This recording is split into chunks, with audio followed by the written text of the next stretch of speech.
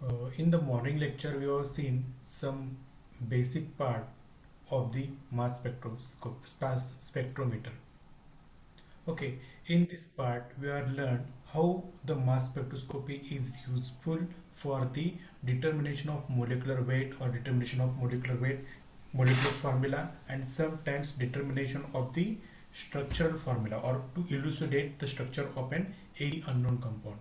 In this part, we are learned that the schematic diagram of the mass spectrometer. Okay, now we will go to the further. The very first part, that is the inlet system. Then second one part is the ionization chamber. Here the formation of an molecular ion takes place, and the ionization chamber is the main part of the mass spectrometer. आता तुम्हाला प्रश्न पडणार असणार आहे ionisation chamber ह्याच्यामध्ये नेमकं काय होतं. ओके, तर मी इथंच एक डायग्राम काढून दाखवतो जेणेकरून तुम्हाला थोडीफार इथं आयडिया येईल आयोनायझेशन चेंबर म्हणजे काय. तर अशा पद्धतीचा हा तुमचा मास स्पेक्ट्रोमीटर असतो. ओके, अशा पद्धतीचा मास स्पेक्ट्रोमीटर असतो. इथं तुमचा असतो इनलेट सिस्टीम. इथं जो असतो इथं असतो तुमचा इनलेट सिस्टीम. इथून सॉलिड किंवा लिक्विड किंवा गॅस ह्या सबस्टन्सला इथं ह्या आयोनायझेशन चेंबर एवढ्या झोनमध्ये आपल्याला पाठवायचं आहे. ह्याचे झोनमध्ये काय करायचं आहे, पाठवायचं आहे. मी बेस्ट वे डायरेक्ट डायग्रामच घेतो जेणेकरून तुम्हाला जास्त समजेल. ओके, हे डायग्राम घेतो म्हणजे तुम्हाला जास्त समजेल. तर इथं जर तुम्ही केअरफुली बघितलात तर इथून तुमचा सॅम्पल आतमध्ये जाईल. इथून तुमचं काय होईल, सॅम्पल आतमध्ये जाईल. इथून समजा तो सॉलिड असेल किंवा लिक्विड असेल त्याला वेपर फॉर्ममध्ये कन्वर्ट करावा लागतो. आणि वेपर फॉर्ममध्ये कन्वर्ट करण्यासाठी इथं काय केलं जातं, हीटर जॉईन केलं जातं. हीटरचा रोल काय असतो, यस, हीटरचा रोल काय असतो तर जे सॉलिड आणि लिक्विड असेल त्याला गरम करून हीट करून त्याला वेपर फॉर्ममध्ये किंवा गॅसियस फॉर्ममध्ये त्याला न्यावं लागणार आहे. ओके, त्याच्यानंतर एवढ्या झोनमध्ये मी तुम्हाला दाखवतो तो झोन. इथं हा जो झोन दिसतो तुम्हाला, ह्या झोनमध्ये इथं त्याला आपण म्हणतो आयोनायझेशन चेंबर. ह्या स्टेजला आपण काय म्हणतो, आयोनायझेशन चेंबर. ह्या आयोनायझेशन चेंबरमध्ये नेमकं काय होतं तर तुमचा जो काही मोलिक्युलर तयार झालेला आहे त्याला म्हणजे मोलिक्यूल जो आहे तुमचा त्याचं मोलिक्युलर आयन पीकमध्ये कन्वर्ट करायचं आहे आपल्याला. काय करायचं आहे, मोलिक्युलर आयन पीकमध्ये. हा तुमचा जो आहे सॅम्पल, हा सॅम्पल इथं इथपर्यंत गेला तर इथपर्यंत तुमचा वेफर फॉर्म आहे. ओके, त्याच्या पुढं म्हणजे साधारणतः इथे आपल्याला त्याचं आयोनायझेशन करायचं आहे.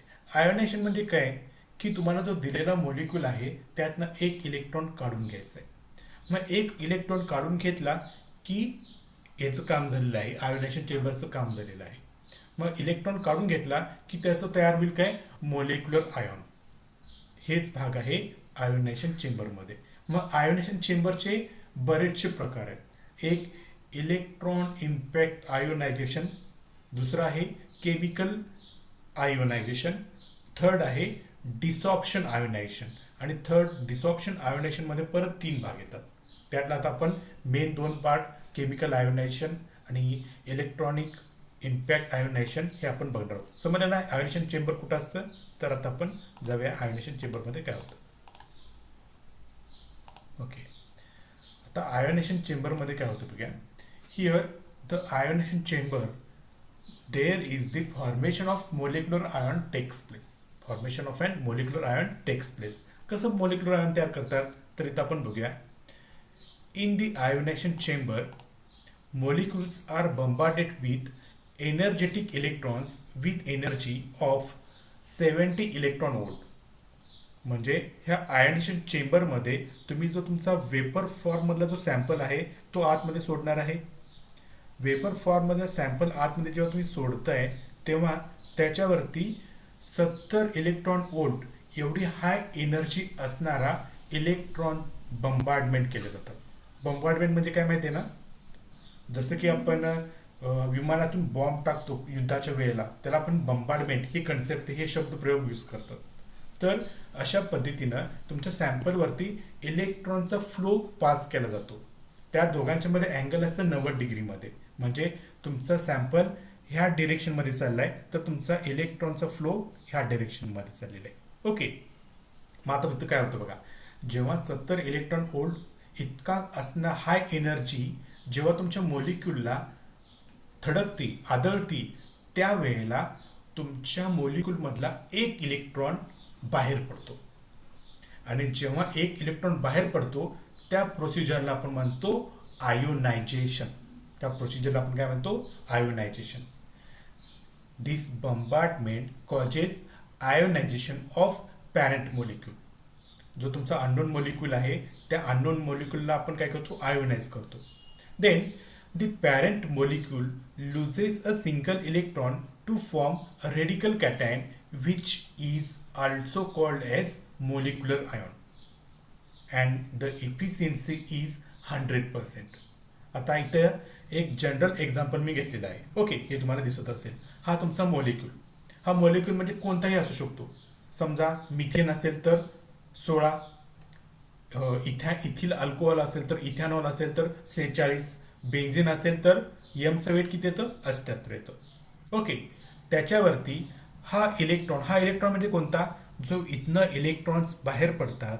यस, 70 इलेक्ट्रॉन वोल्ट इतका इलेक्ट्रॉन वोल्ट जेव्हा ह्या तुमच्या अननोन मोलिक्यूलवरती आदळतील, दॅट इज बंबार्ड होतील, त्यावेळेला ह्या मोलिक्युलरमधनं एक इलेक्ट्रॉन बाहेर पडतो. एक इलेक्ट्रॉन बाहेर पडतो. आणि मग एक इलेक्ट्रॉन बाहेर पडल्यानंतर तुमचा हा जो मोलिक्युलर वेट होता किंवा मोलिक्यूल होता त्याचं कन्व्हर्जन कशामध्ये होईल? Radical cation. ह्याला काय म्हणायचं आहे? पण रेडिकल कॅटायन. रेडिकल म्हणजे कोणता? हा जो डॉट आहे ह्याला आपण म्हणतो काय? रेडिकल. ह्याला आपण काय म्हणतो? रेडिकल. आणि पॉझिटिव्ह चार्ज आहे त्याला आपण काय म्हणतो? कॅटायन. त्याला आपण काय म्हणतो? कॅटायन म्हणतो. आणि ह्याची इफिशियन्सी 100% असते. आता इफिशियन्सी म्हणजे काय? की कोणत्याही मास स्पेक्ट्रोस्कोपीमध्ये एखादा मोलिक्यूल घातला की त्याचा मोलिक्युलर आयॉन पीक असतोच. मोलिक्युलर आयॉन पीक असतोच. काहींची इफिशियन्सी कमी असते, काहींची इफिशियन्सी जास्त असते. कधी कधी फॉर्म होतो पण तो शॉर्ट लिव्हड असतो त्यामुळे आपल्याला दिसत नाही. अशा पद्धतीनं पण मोलिक्युलर आयॉन झाल्याशिवाय यस पुढं आपले मोलिक्युल्स तयार होत नाहीत. हा जो मोलिक्युलर आयॉन पीक ज्याला आपण म्हणतो, हा जो आपला मोलिक्युलर आयॉन पीक ज्याला मी इथं असं दाखवतो, ह्याला आपण म्हणतो पॅरेंट मोलिक्यूल. ह्याला आपण म्हणतो काय? Parent molecule. पॅरेंट मोलिक्यूल म्हणजे काय? म्हणजेच पालकांच्या पासून मुले तयार होतात. म्हणजे तुम्हाला वेगळं वाटेल पण जनरली हेच उदाहरण आपण सुटेबल करतो. पालकांच्या पासून मुले तयार होतात. ओके, सिमिलरली हा जो मास आहे, मोलिक्यूल आहे, हा मोलिक्यूल जेव्हा तयार होतो आयोनेशन चेंबरमध्ये तेव्हा तो असतो हायली अनस्टेबल. तेव्हा काय असतो तो? Highly unstable. आणि हा अनस्टेबल असणारा मोलिक्यूलपासनं आता मी बरेचसे ॲरोज दाखवतो तर ह्याच्यापासनं वेगवेगळे डॉटर्स तयार होतात. वेगवेगळे काय तयार होतात? डॉटर्स होतात. आणि हे डॉटर्स पुढं जातात कुणीकडे तर जातात यस मॅग्नेटिक जे तो बेंड ट्यूब असतो तिथे जातात. बघूया आता पुढं काय आपण शिकायचं आहे हे पुढच्या स्लाइडमध्ये मी दाखवतो. ओके, आता सगळ्यात पहिल्यांदा आपण बघूया details about the molecular ion. प्रत्येक मोलिक्यूल असेल तर मोलिक्युलर आयॉन तयार होतोच. आता मोलिक्युलर आयॉन म्हणजे काय जनरली तर मी तुम्हाला काही प्रॉब्लेम पण सॉल्व्ह करायला देतो आणि त्याच्या आधारे तुम्हाला जास्त माहिती येईल. आता मोलिक्युलर आयॉन पीक म्हणजे कितीला असतो? समजा मिथेन असेल, मिथेनचा मोलिक्युलर वेट किती? मिथेनचा मोलिक्युलर वेट येतो 16. त्यामुळे मोलिक्युलर आयॉन पीक कितीला येईल? 16ला येतो. समजते? त्याच्यानंतर आपण उदाहरण घेऊया बेन्झिन. बेन्झिनचा मोलिक्युलर वेट किती? तर बेन्झिनचा मोलिक्युलर वेट येतो 78. मग 78 हे झालं काय? बेन्झिनचा molecular ion peak. Similarly benzoic acid. Benzoic ॲसिडचा मोलिक्युलर वेट किती? तर बेन्झोइक ॲसिडचा मोलिक्युलर वेट 122. तर मोलिक्युलर आयॉन पीक पण कितीला येतो? 122ला येतो. अशा पद्धतीनं मोलिक्युलर आयॉन पीक आपल्याला ऑब्झर्व होतात. ओके, आता पुढे जाऊया. ती मोलिक्युलर आयॉन और the parent molecule loses a single electron to form radical cation which is called molecular ion. म्हणजे तुमचा हा जो पॅरेंट मॉलिक्यूल आहे, ह्या पॅरेंट मॉलिक्यूलमधनं एक इलेक्ट्रॉन आपण काढून घेतलो तर आपल्याला तयार होतो काय मोलिक्युलर आयॉन. त्याला आपण म्हणतो काय रेडिकल कॅटॅन. हा रेडिकल आणि हा कॅटॅन, अशा पद्धतीनं रेडिकल कॅटॅन. मग आपल्या ऑर्गॅनिकमध्ये मॉलिक्युल्स इलेक्ट्रॉन्स जो आहे तर कोणते कोणते प्रकारचे बॉन्ड असतात ऑर्गॅनिक केमिस्ट्रीमध्ये. येस, सगळ्यात पहिल्यांदा असतात सिग्मा इलेक्ट्रॉन्स, त्याच्यानंतर असतात पाय इलेक्ट्रॉन्स आणि त्याच्यानंतर असतात एन इलेक्ट्रॉन्स, ज्याला आपण म्हणतो काय लोन पेअर ऑफ इलेक्ट्रॉन्स, त्याला आपण म्हणतो एन इलेक्ट्रॉन्स. मग माझा एक सिंपल प्रश्न आहे, आपल्याला इलेक्ट्रॉन्स काढायचं आहे, मग कोणता इलेक्ट्रॉन्स काढणं सोपं असेल. येस, कोणता इलेक्ट्रॉन काढणं सोपं असेल. आता बघा, एन इलेक्ट्रॉन, पाय इलेक्ट्रॉन आणि सिग्मा इलेक्ट्रॉन ह्या तिघांच्यात जर आपण कंपॅरिझन केलो तर एन इलेक्ट्रॉन म्हणजे जिथं लोन पेअर्स असतात त्या लोन पेअरमधनं इलेक्ट्रॉन काढणं खूप सोपं असतं. त्याच्यानंतर पाय इलेक्ट्रॉन ह्याच्यामधनं इलेक्ट्रॉन्स काढणं सोपं असतं. आणि लास्ट ऑप्शन कोणता राहतो सिग्मा इलेक्ट्रॉन्स. लास्ट कोणता राहतो सिग्मा इलेक्ट्रॉन्स. आता इथं मी तुम्हाला एक्झाम्पल दाखवतो. इथं आहे अल्कोहोल, इथं कोण आहे अल्कोहोल. अल्कोहोल म्हणजे फंक्शनल ग्रुप कोणता आला OH. ह्या ऑक्सिजनवरती कोण असतात लोन पेअर. मग जेव्हा मी एखादा अल्कोहोल मास स्पेक्ट्रोस्कोपीच्या इन्स्ट्रुमेंटमध्ये मी घालतो आणि त्याच्यावरती फास्ट इलेक्ट्रॉनची बंबार्डमेंट करतो, तेव्हा त्यातनं जो इलेक्ट्रॉन बाहेर पडतो, जसं की 2 इलेक्ट्रॉन्स होतील ते, तर ते इलेक्ट्रॉन्स कुठनं बाहेर पडेल तर हा जो डॉट आहे त्यातनं बाहेर पडेल. आणि डॉट बाहेर पडल्यामुळे त्या ऑक्सिजनवरती चार्ज कोणता येईल रेडिकल कॅटायन, पॉझिटिव्ह आणि डॉट. समजते. त्याच्यानंतर समजा आपल्या कंपाऊंडमध्ये डबल बॉन्ड आहे किंवा ट्रिपल बॉन्ड आहे, तर अशा वेळेला डबल बॉन्ड जिथं असतो, आता इथं सिंगल बॉन्ड आहे, अल्केनवर कार्बन आणि आर ग्रुप, इथं सिंगल बॉन्ड आहे म्हणजे हा सिग्मा बॉन्ड आहे. पण इथं जर बघितला तर ह्याचा एक बॉन्ड सिग्मा आहे आणि दुसरा बॉन्ड काय आहे पाय बॉन्ड आहे. त्यामुळे पाय बॉन्ड मधला इलेक्ट्रॉन काढून घेईल आणि आपल्याला काय मिळेल इथं अशा पद्धतीनं पॉझिटिव्ह आणि एक डॉट, त्याला आपण म्हणतो रेडिकल कॅटॅन तयार होईल. आणि सगळ्यात शेवटचा ऑप्शन राहतो हा मिथेन आहे.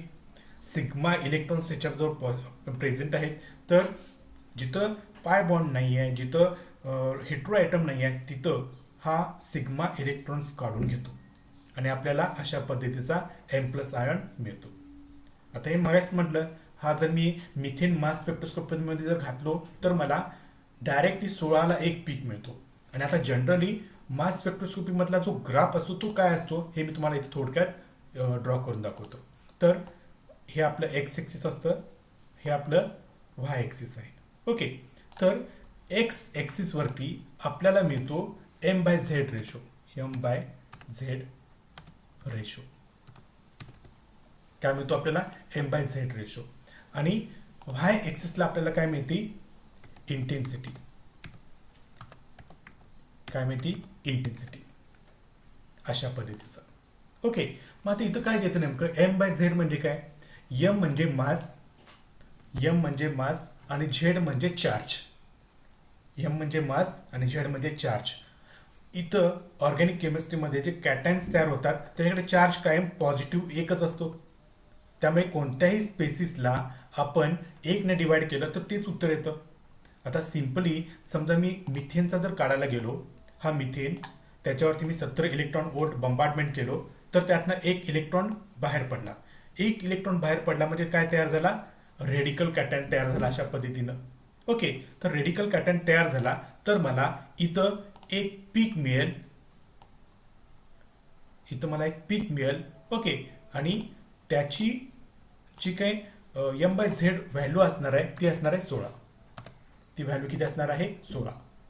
मग 16ला पीक मिळतो ह्याचा अर्थ काय की त्याच्यामध्ये डेफिनेटली मिथेन असावा. अशा पद्धतीने आपण स्ट्रक्चर डिटरमाइन करत जाणार आहोत. ठीक आहे, हे झालं आपला मॉलिक्युलर आयन कसे तयार होतात. आता आपल्याकडे समजा ऑप्शन आहेत, एखाद्या वेळेला कार्बन कार्बन डबल बॉन्ड पण आहे आणि एक जसं की OH ग्रुप पण आहे. म्हणजे मी तर एक स्ट्रक्चरच करतो म्हणजे तुम्हाला लक्षात येईल. तर बघा OH आता मला सांगा, ह्याच्यावरती जर मी 70 इलेक्ट्रॉन वोल्ट इतकी एनर्जी जर पंपार्टमेंट केलो, तर इलेक्ट्रॉन कुठून निघून येतील? इथं पाय इलेक्ट्रॉन्स पण आहेत आणि एन इलेक्ट्रॉन्स सुद्धा आहेत. मग इलेक्ट्रॉन्स कुठनं निघून जाईल? तर हे लक्षात ठेवा फॉर्म्युला. जेव्हा अशी पॉसिबिलिटी असती तेव्हा इलेक्ट्रॉन हे एन इलेक्ट्रॉन म्हणजे हिटेरो ॲटम जिथं आहे तिथून निघून जातील आणि आपल्याला तिथं काय होईल? रेडिकल कटायन तयार होईल. ठीक आहे, अशा पद्धतीने हे लक्षात ठेवा. आता मी जातोय पुढं. तर इथं काही एक्झाम्पल्स आहेत. इथं पण आपण बघू शकतो रेडिकल कटायन्स कुठे तयार झालेत ते. तर इथं जर बघितलं तर इथं कार्बन आणि ऑक्सिजन ह्या दोघांच्या मध्ये एक पाय बॉन्ड आहे आणि दुसरं सिग्मा बॉन्ड आहे. तर इथं तयार होताना येस ऑक्सिजनवरती लोन पेअर असतात, इथं ऑक्सिजनवरती लोन पेअर असतात, त्यामुळे ऑक्सिजनचा इलेक्ट्रॉन काढून घेण्यात येतो. त्याच्यानंतर इथं जर बघितलं तर कार्बन कार्बनमध्ये फक्त पाय इलेक्ट्रॉन्स आहेत, तर इथं पाय इलेक्ट्रॉन्समधनं इलेक्ट्रॉन काढून घेतलेला आहे. इथं जर बघितला तर हा अल्कोहोल आहे म्हणजे OH. इथं बघितलं तर ऑक्सिजनमध्ये हिट्रो ॲटम आहे म्हणून ऑक्सिजनचा इलेक्ट्रॉन काढून घेतलेला आहे. NH2 सुद्धा हिट्रो ॲटम आहे. नायट्रोजन हा हिट्रो ॲटम आहे, त्यामुळे नायट्रोजनमधले इलेक्ट्रॉन्स काढून घेतलेले आहेत. बेन्झिनमध्ये 6 पाय इलेक्ट्रॉन्स आहेत. 3 पाय बॉन्ड म्हणजे 6 पाय इलेक्ट्रॉन्स कोणताही तो काढून घेऊ शकतो, त्यामुळे आपण दाखवताना इन जनरल स्क्वेअर ब्रॅकेटमध्ये लिहितात. अशा पद्धतीनं आपण फॉर्मेशन ऑफ मोलिक्युलर आयन दाखवू शकतो. ठीक आहे, आता मी पुढे जातोय. तर इथं आपण बघूया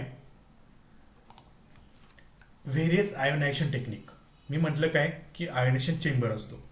मग आयोनायझेशन चेंबरमध्ये वेगवेगळे प्रकारचे आयोनायझेशन टेक्निक वापरली जाते.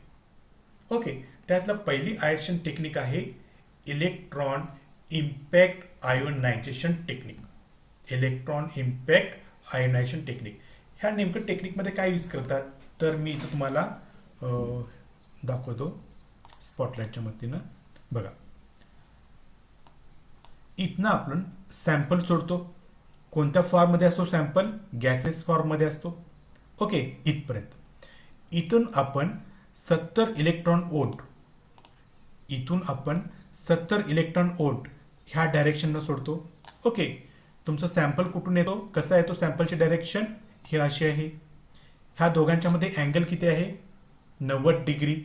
जेव्हा हे दोन एकमेकाला 90 डिग्रीमध्ये थडकतात त्यावेळेला ह्या म्हणजे पॅरेंट जो तुमचा आहे मॉलिक्यूल त्यातनं एक इलेक्ट्रॉन निघून इथे जातो आणि उरलेला जो भाग आहे ज्याला मी आता रेडनं दाखवणार आहे तो आहे मोलिक्युलर आयॉन. इथं तयार होतो मोलिक्युलर आयॉन, इथं तयार होतो. आता ह्याची प्रोसिजर आपण इथं बघूया डिटेलमध्ये. इलेक्ट्रॉन इम्पॅक्ट आयोनायझेशन म्हणजे काय होतं? This is a commonly use for analysis of organic sample.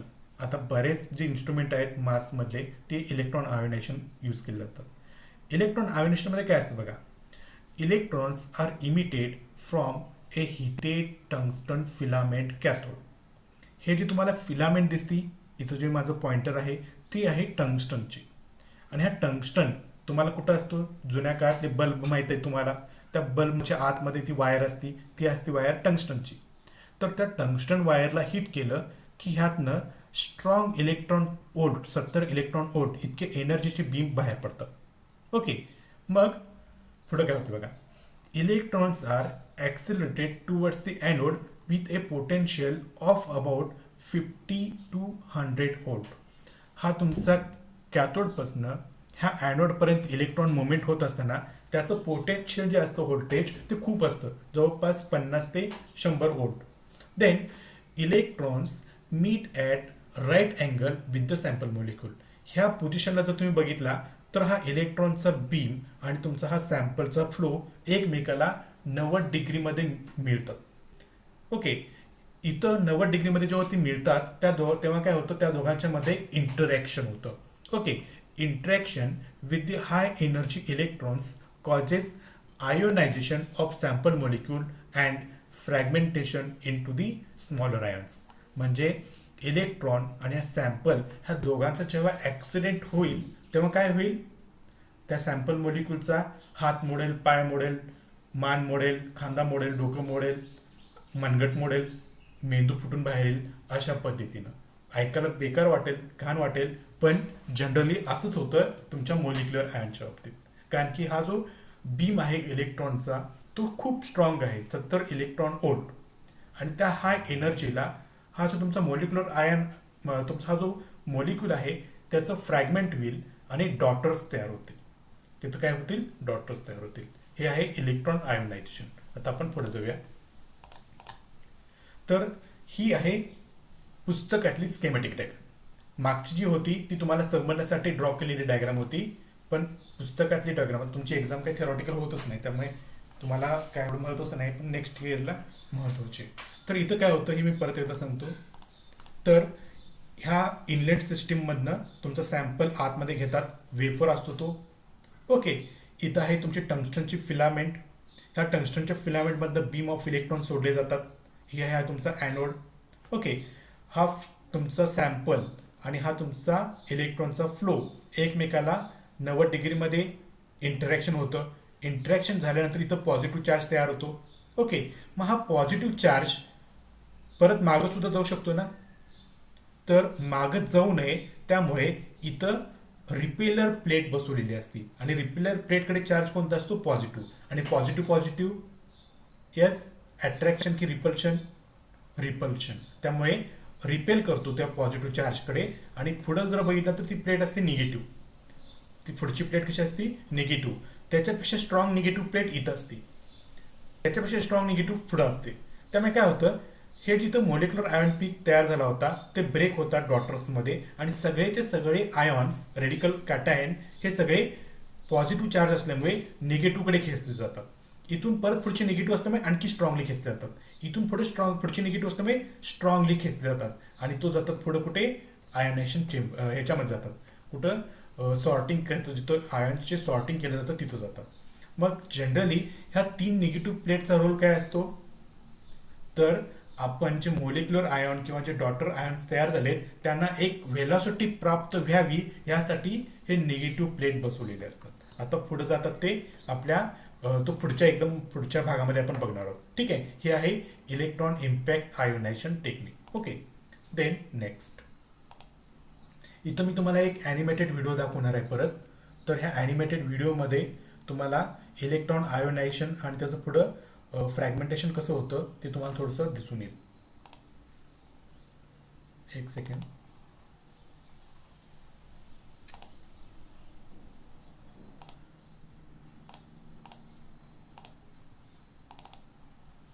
इथं याचा आवाज पण मी सोडतो. While chromatography separates compounds depending on their chemical and physical properties. While chromatography separates compounds depending on their chemical and physical properties, mass spectrometry, or mass spec as it is commonly known, reveals a compound's molecular weight. In a mass spectrophotometer, a beam of electrons bombards a single chemical sample with enough energy to break. Okay, ह्या पॉईंटला तुम्हाला दिसत असेल हा तुमचा एक minute मी हे घेतो पॉइंटर. ह्या पॉईंटला तुम्हाला दिसत असेल की इथं तुमचा फ्लो ऑफ सॅम्पल आहे आणि इथून इलेक्ट्रॉन बीम आहे. ओके, हे दोघं जेव्हा एकमेकाला इंटरॅक्ट होतील, एकमेकाला थडकतील, बंबार्ड होतील, तेव्हा तयार होतो मोलिक्युलर आयॉन. काही वेळेला मोलिक्युलर आयॉन स्टेबल नसतो तर तो परत ब्रेक होतो डॉटर आयॉन्समध्ये. Okay, apart molecules. The fragments produced are propelled through a magnetic field and automatically sorted according to their mass and charge. An ion detector collects and records the fragments, producing a graph showing the mass to charge ratio of each.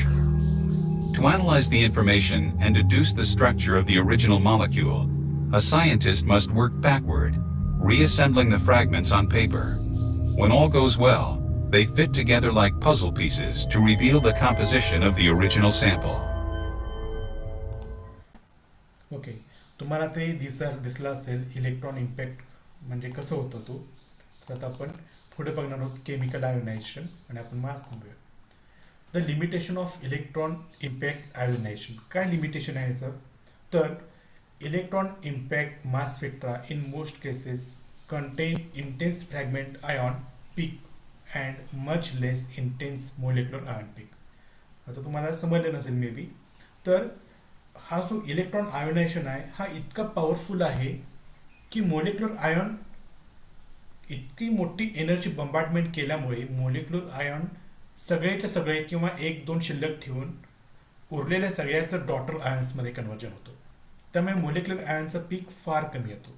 ते मी chemical ionisation झाल्यानंतर परत एकदा एक slide दाखवतो. ठीक आहे.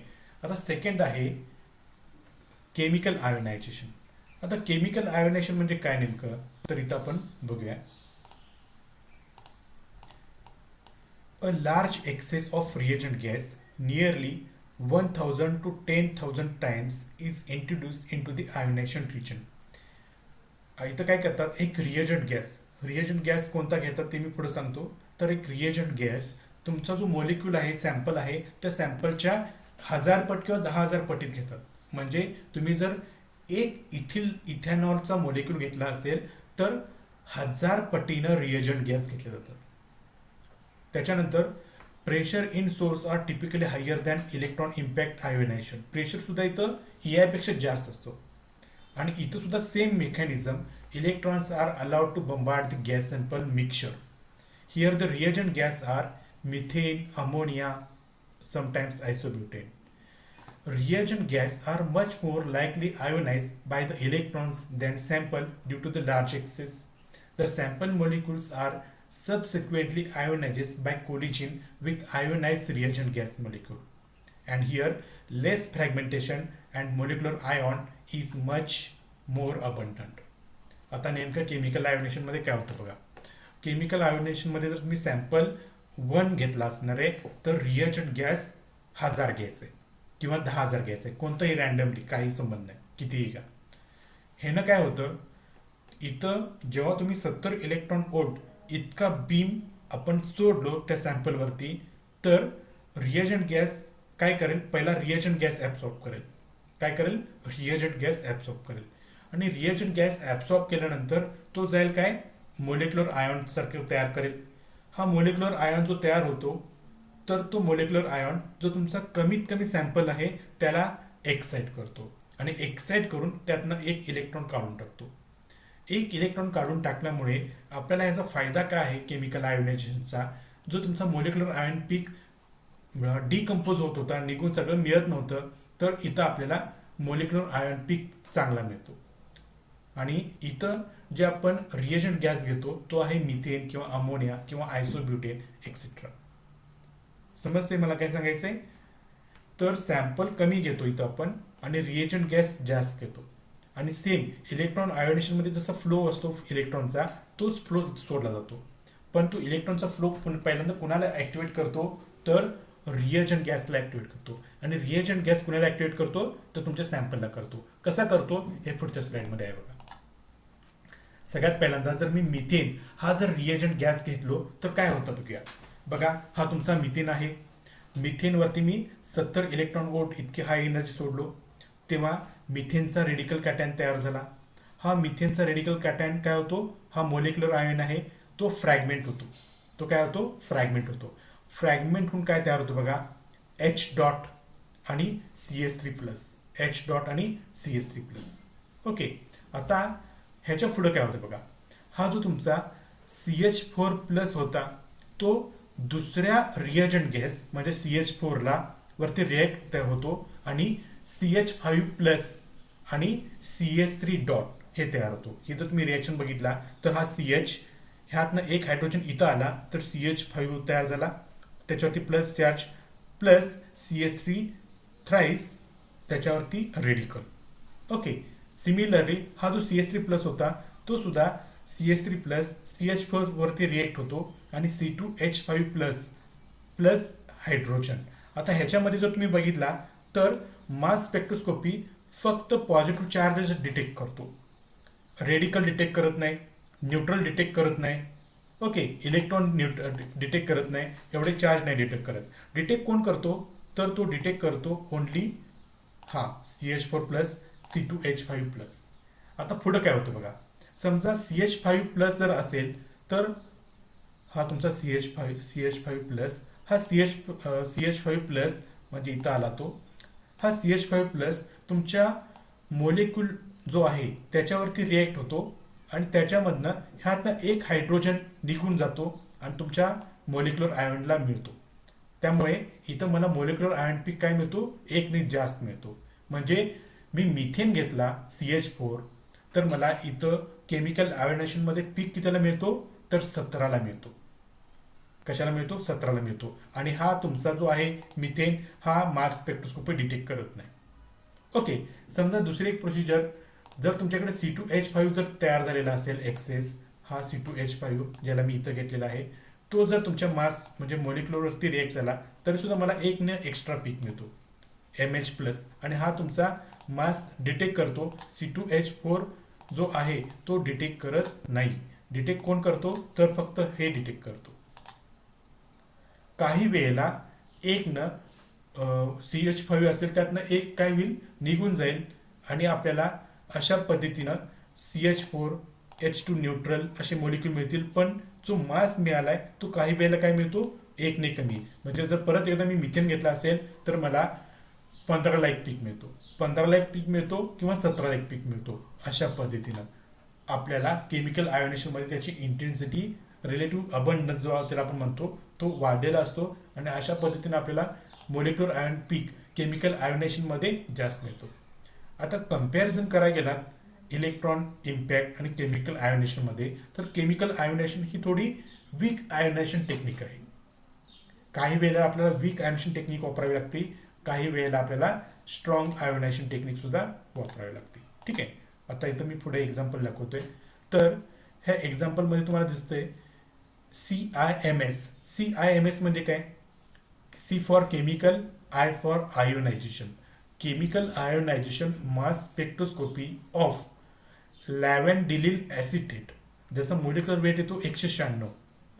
Okay, gives mass spectrum with methane as reagent gas. तर बघा, मिथेन जेव्हा तुम्ही घेताय तेव्हा एकने वाढतो, त्यामुळे मोलिक्युलर वेट 196ला आहे, पण मला 196ला पीक दिसत नाही. मला पीक कितीला दिसतो तर 197ला पीक दिसतो. ह्याला आपण म्हणतो क्वासी मोलिक्युलर आयॉन पीक. क्वासी म्हणजे काय तर खोटा. क्वासी या शब्दाचा अर्थ असतो खोटा. तर खोटा मोलिक्युलर आयॉन पण एक न वाढलेला मिळतो. 196ला आला असता जर तुम्ही इलेक्ट्रॉन आयोनायझेशन यूज केला असतात तर. ओके, आता इथं त्याचं तेच दिलेलं आहे. The main advantages of CIMS is the production of quasi molecular ion peak that is M+H+. Quasi म्हणजे खोटा. 196ला पीक यायला पाहिजे होता, पण मिळतो कितीला 197ला. Okay, then the comparison between EI and CI.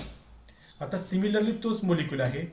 तर जेव्हा तुम्ही इलेक्ट्रॉन इम्पॅक्ट करताय, इलेक्ट्रॉन इम्पॅक्ट आयोनेशन जेव्हा घेताय तेव्हा ह्याचा मोलिक्युलर वेट येतो 142. ह्याचा मोलिक्युलर वेट किती आहे 142. मी तर दाखवतो. हे स्ट्रक्चर आहे, ह्याचं जर तुम्ही मोलिक्युलर वेट काउंट केला तर तो येतो 142. पण 142ला जर तुम्ही बघितला तर खूप छोटा पीक आहे आणि तो बेअरली व्हिजिबल आहे. म्हणजे बघण्यास थोडासा खूप मोठा भिंग घेऊन बसावा लागेल. ओके, त्याच मोलिक्युलचा जर मी केमिकल आयोनेशन घेतलं तर मला पीक मिळतो. मोलिक्युलर वेट 142 आहे, त्यामुळे मोलिक्युलर वेट कितीला मला पाहिजे 143ला मिळतो, ज्याला आपण म्हणतो क्वासी. आणि ह्याची इंटेन्सिटी बघा, ह्याची इंटेन्सिटी आपण इझिली बघू शकतो. त्याची इंटेन्सिटी काय आहे अगदी आपल्या डोळ्यांना व्यवस्थित दिसते. हे आहे EI आणि MS मधला महत्त्वाचा फरक. EI आणि CI मध्ये मी तुम्हाला एक शॉर्टकट सांगू का ओळखण्यासाठी. EI आणि CI, EI जी टेक्निक आहे ती लोहार जसं मोठे हातोडीनं घाव घालतो लोखंडावरती, त्याला आपण म्हणतो EI. आणि CI म्हणजे काय, सोनार कसं दागिन्याला छोटी घाव घालतो ते ब्रेक होऊ नये, मोडू नये म्हणून, अशा पद्धतीचं CI. जनरली आपल्याला ही टेक्निक वापरावी लागतीच.